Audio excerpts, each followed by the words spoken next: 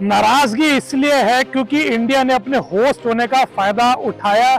Xi Jinping जो नहीं आए, चाइना के प्रेसिडेंट, उन्होंने अपने प्राइम मिनिस्टर ली क्वांग को भेजा है, लेकिन तब भी भारत ने एक ऐसा पंजा मारा है यूएस के साथ मिलकर जिससे चाइना बुरी तरह से उखड़ गया। इंडिया नाव है नाव में मैं आपका होस्ट अंकित आपको बताऊंगा कि कैसे चाइना एक छोटे से रेफरेंस से जो अभी G20 जो दिल्ली में भारत मंडपम में चल रहा है उसके अंदर हुआ है, उससे इतना ज्यादा नाराज हो गया है कि उसने खुलेआम अमेरिका को धमकी दी है भारत के कंधे पर बंदूक रखे। आगे बढ़ने से पहले आप हमें बताएं कि चाइना जो कह रहा है हम खुश हैं, लेकिन उनका प्रेसिडेंट जी जिनपिंग जो भारत नहीं है, क्या उसको हमें भारत के लिए एक सौभाग्य मानना चाहिए या एक बेइज्जती, एक दुर्भाग्य? हमें कमेंट सेक्शन में आप लिख के जरूर बताएं। चाइना आपको पता है रिप्रेजेंट कर रहा है अपने प्राइम मिनिस्टर ली क्वांग के साथ। बहुत बड़ा G20 का डेवलपमेंट है, बहुत बड़ा फोरम है और वहां पर अभी आपको पता है G20 के अंदर बड़े बड़े लीडर्स मिलते हैं, कई स्टेटमेंट जारी होती है, कई डिक्लेरेशन जारी होते हैं।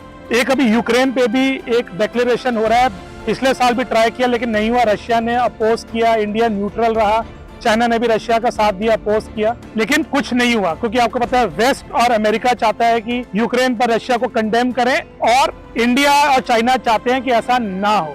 लेकिन प्रधानमंत्री नरेंद्र मोदी और बीजेपी की अगुवाई में जो G20 हो रहा है उसके अंदर अब खबर आ रही है कि यूक्रेन तक पर एक सहमति बन सकती है। हाँ, ये नहीं कि युद्ध खत्म हो जाएगा, हाँ, और ये भी नहीं है कि यूक्रेन और रशिया के जो लीडर्स हैं वो एक साथ हो जाएंगे, लेकिन कह रहे हैं कि जॉइंट स्टेटमेंट होगी कि किसी तरह से वॉर को थोड़ा सा गर्म होने से कम किया जाए और दोनों तरफ जो है वेस्ट और रशिया वो खुश रहें। लेकिन इसके बीच में एक छोटी सी चीज ने बहुत बड़ा बखेड़ा खड़ा कर दिया है। स्टार्टिंग हो गई है और ये बखेड़ा बढ़ने वाला है। आपको बता दें कि ब्राजील और साउथ अफ्रीका अगले जो G20 की समिट्स हैं अगले 2 साल होस्ट करने वाले हैं।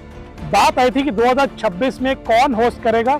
अमेरिका ने ये तर्क दिया था कि सारे जो 20 देश है रोटेशन में सबको करना चाहिए, हमने 2008 में किया था, 26 में हमारा नंबर फिर आ जाता है। लेकिन जैसे ही चाइना को पता चला कि उसको नहीं चांस दिया जा रहा रोटेशन में और यूएस कह रहा है मैं दोबारा से प्रेसिडेंट बनूंगा, 20 साल अभी हुए नहीं है, 20 देश सबका 21 साल 20 साल, तो यूएस को 2026 की प्रेसिडेंसी देने की बात हुई है।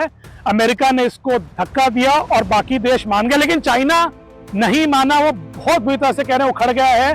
चाइना कह रहा है कि हमें प्रॉब्लम नहीं है यूएस G20 में, हम भी G20 में, लेकिन किससे पूछकर, और खासकर दिल्ली में बैठे बैठे सबने ये डिसाइड कर लिया हमसे भी बिना पूछे कि 2026 में वॉशिंगटन में ये समिट होगी।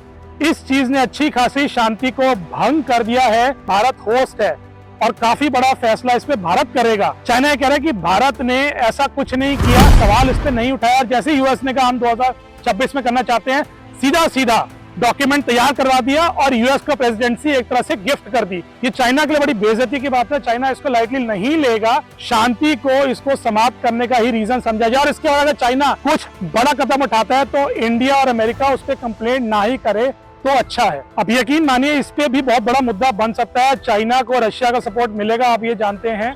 जो बेगानी शादी में अब्दुल्ला दीवाना बनता है पाकिस्तान, वो भी कोई ना कोई स्टेटमेंट दे के वेस्ट को कंडेम करेगा, इंडिया को कंडेम करेगा और रशिया और चाइना को सपोर्ट करेगा। तो देखते हैं कि चाइना क्या इस पे अड़ंगा डालेगा। 2026 में वाकई अमेरिका ही कर पाएगा। चाइना अपनी पावर को लेकर इसको खींचकर बीजिंग में होस्ट करने की बात करेगा और सफल होगा। बहुत इंटरेस्टिंग होने वाला है। इंडिया नाव देखने के लिए बहुत बहुत धन्यवाद। जय हिंद, जय भारत।